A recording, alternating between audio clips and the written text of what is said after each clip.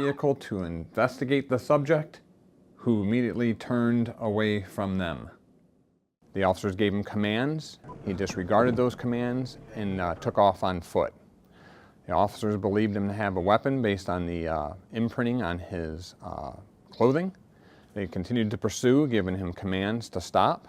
The individual at some point during the pursuit drew his handgun and was running with the handgun around businesses, through alleys, through parking lots.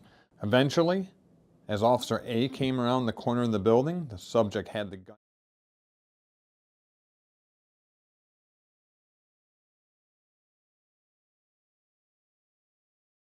You're gonna get shot, motherfucker! You're gonna get shot! You're gonna get shot! Gun in his hand, gun in his hand. You're gonna get shot, stop!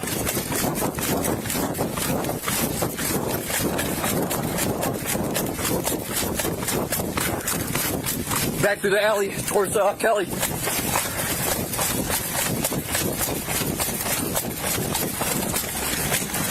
Put your fucking hands up!